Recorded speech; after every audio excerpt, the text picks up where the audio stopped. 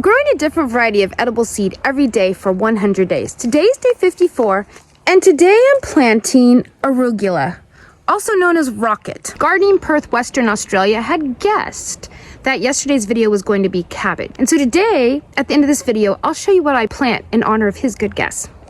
Since rocket grows best under 65 degrees, I think this is a good spot. I have a little dappled shading here with this wild plum tree, but our temperatures are high today with 60. So we will go above 65 at times, and this will help that. But otherwise, it should be so happy here. And everybody else in the world who gets real summer, you're gonna need to plant yours for fall. So in this planter, I had radishes growing for their seed. These are not quite ready, but I have plenty.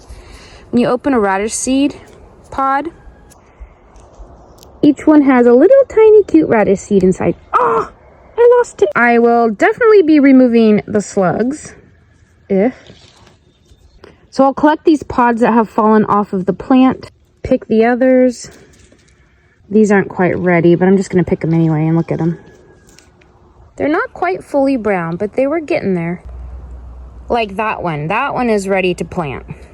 Okay, I just need to clean this bed up. Whoa, not okay. Okay, this is concerning. I didn't know there'd be this many slugs in here, and they will just eat anything I plant right away. So I'm gonna kind of dig through here and see what I can find. You might not know this, but slugs can actually dig underground and live under there. That's why I'm digging in this dirt. Make sure I don't have any more. I have some old dried out trays that were gonna get planted one day, and then I just never did. So I'm gonna pop those in here. I feel like the soil's a little low. Look what's down there, yikes. All right, that looks better.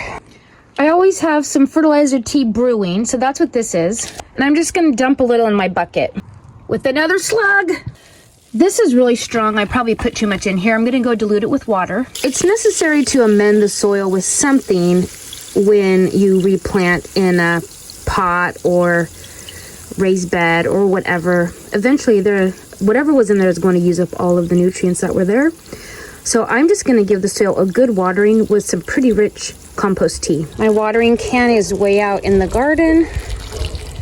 Otherwise I would just go get it because it's a lot nicer to use than a bucket. I didn't want to change into my boots and all that good stuff. It's been an indoor day for me today. To be honest, this seed challenge has been really good for me because I wouldn't have even come out here and done this if it wasn't for it. I'm physically having an issue, and so it makes it more difficult to get out and do stuff, but I wanted to get my seed planted, so here we are. I'm just going to put some of this potting soil on top that has already been used, but there's nothing wrong with it. All right, final planting ground. There's the seed. They look like a cabbage or a broccoli seed because they are a brassica. I'm just gonna sprinkle the seed kind of all over. And then the places where it's too thick, I'll just thin later. And we'll eat the little thinnings. I actually like this best when it's really young because to me, it's pretty strong. So I can only handle so much, but the younger seeds are not as strong as the older ones. My oldest daughter loves it though, and I don't plant nearly enough for her. I'm just gonna kind of rough it around and press because I really only want them about 1/4 inch deep. I don't want them down there too far. Okay, almost finished. One last thing. This stuff is very fine netting. It's called tulle. You find it in the fabric departments, and it's super, super cheap. I'm gonna put this on the container because the little cabbage moths will come and eat them up just like they do cabbage and broccoli. So now it's all safe and comfy. I think it'll help protect them from the slugs as well. I mean, slugs could climb up and go under there, but I need to get our ducks out in this area so they can do some slug patrol for me. Just putting something on the end to keep this from blowing away. And then as it grows, I will make a little hoop house for them.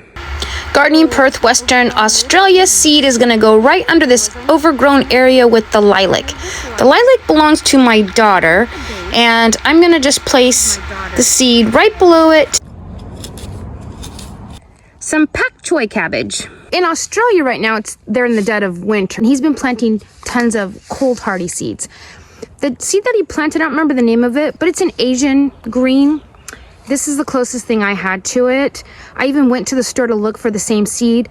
I wrote it down, but I honestly can't remember what it was called. So you have to go check out his channel and his videos and see what I'm talking about.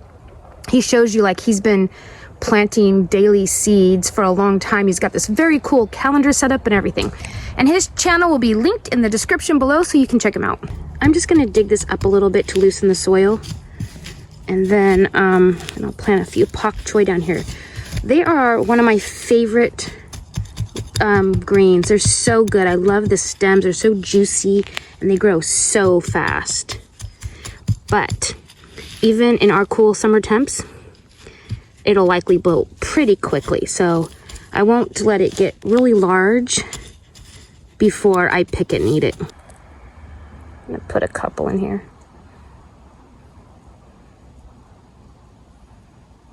There. And I'm just gonna barely cover because they're little tiny guys. I'm gonna kind of leave that crease how it is so I can remember that this is where they are gonna be growing.